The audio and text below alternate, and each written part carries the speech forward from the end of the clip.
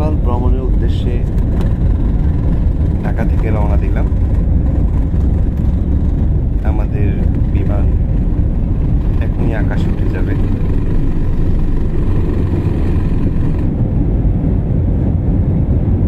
তো যেতে যেতে কিছু তথ্য আপনাদের সবাইকে শেয়ার করি। নেপাল যেতে কি লাগে? নেপাল যেতে বাংলাদেশি মানুষদের কোনো ভিসা লাগে না। টিকিট করবেন, 1 মাস আগে টিকিট করলে ভালো, 20-22 হাজার টাকার মধ্যে টিকিট পেয়ে যাবেন। আর হোটেল বুকিং করা লাগবে, booking.com-এ গিয়ে হোটেল বুকিং করে নেবেন। আর নেপাল ইমিগ্রেশন ওয়েবসাইটে ঢুকে একটা অ্যাপ্লিকেশন ফর্ম পূরণ করবেন, এটাই। তো ঢাকা থেকে রওনা দিলাম, 1 ঘন্টা 20 মিনিটের মধ্যে ইনশাল্লাহ নেপাল পৌঁছে যাব।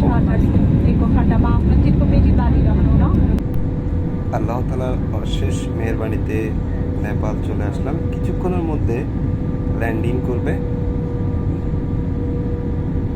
নেপালে চারদিকে শুধু পাহাড় আর পাহাড়, আর অনেক ঘনবসতি। ঢাকা শহরের আমার মনে হয় বাংলাদেশ থেকে এখানে ঘনবসতি বেশি। ছোট ছোট ভাবে দেখা যায় যেখানে অনেকগুলো বিল্ডিং আর বিল্ডিং, অনেক। আপনারা কতটুকু দেখতে পাচ্ছেন ক্যামেরাতে, তবে বোঝা যাচ্ছে যে এখানে অনেক মানুষ থাকে।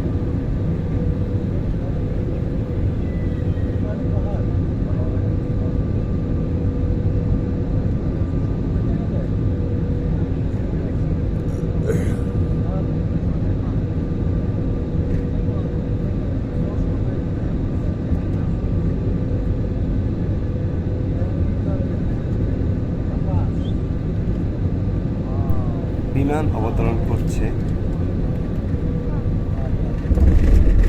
নেপাল কাঠমান্ডু। ইনশাল্লাহ ইমিগ্রেশন শেষ করে একটা ট্যাক্সি নিয়ে চলে যাব ধামের।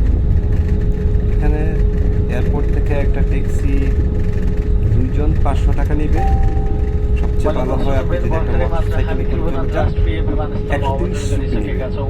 ওকে, আল্লাহ হাফেজ।